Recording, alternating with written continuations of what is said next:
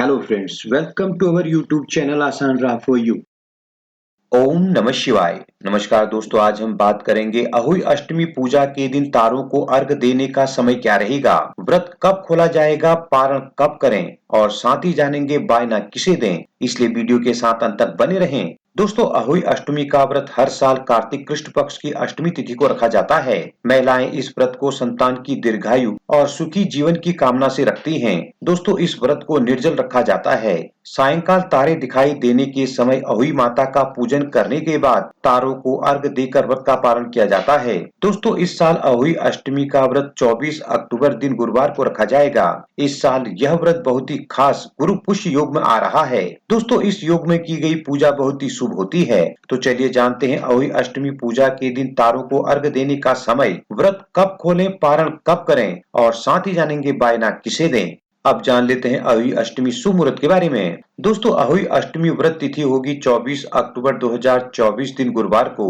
अष्टमी तिथि प्रारंभ होगी 24 अक्टूबर प्रातःकाल 1:08 पर। दोस्तों, अष्टमी तिथि का समापन होगा 25 अक्टूबर प्रातःकाल 1:58 पर। दोस्तों, अहोई अष्टमी पूजा का शुभ मुहूर्त रहेगा सायंकाल 5:42 से सायंकाल 6:59। तारों को देखने के लिए सांझ का समय रहेगा सायंकाल 6:06 और अहोई अष्टमी चंद्रोदय का समय रहेगा रात्रि 11:55। अब जान लेते हैं व्रत कब खोलें। दोस्तों, मान्यताओं के अनुसार अहोई अष्टमी व्रत सुबह से लेकर शाम तक यानी कि गोधूली बेला तक रखा जाता है। व्रत का पारण रात्रि के समय में सूर्यास्त के बाद जब तारे दिखाई देने लगे तो अहोई माता की पूजा कर तारों को देखकर उन्हें अर्घ दिया जाता है। दोस्तों, फिर व्रत खोला जाता है और तारों को अर्घ देने के बाद ही व्रत पूर्ण माना जाता है।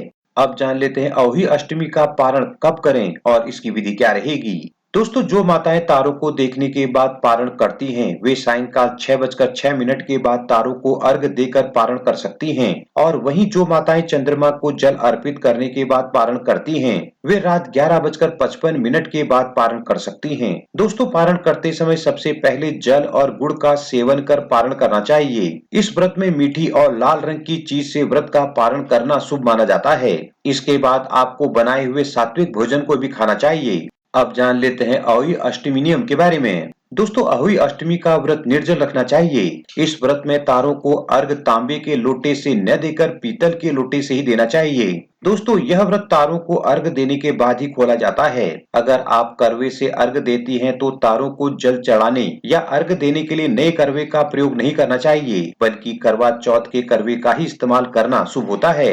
दोस्तों, अहोई अष्टमी व्रत में तामसिक भोजन का सेवन नहीं करना चाहिए। इस व्रत में भी बायना निकालने का नियम है, जिसे पूजा पूरा करने और कथा सुनने के बाद सास या घर के किसी बड़े को देना चाहिए। दोस्तों, व्रत कथा सुनने या पढ़ते समय हाथ में 7 प्रकार के अनाज जरूर रखें और व्रत कथा पूरी होने के बाद इन्हें गाय को खिला देना चाहिए। हर हर महादेव। दोस्तों, आपको ये वीडियो और जानकारी कैसी लगी, हमें कमेंट करके जरूर बताएं। वीडियो को ज्यादा से ज्यादा लाइक शेयर करें और इसी तरह की वीडियो के लिए हमारे चैनल को अभी सब्सक्राइब कर बेल आइकन को भी प्रेस करें, ताकि आगे आने वाली वीडियोज की नोटिफिकेशन आपको सबसे पहले मिल सके।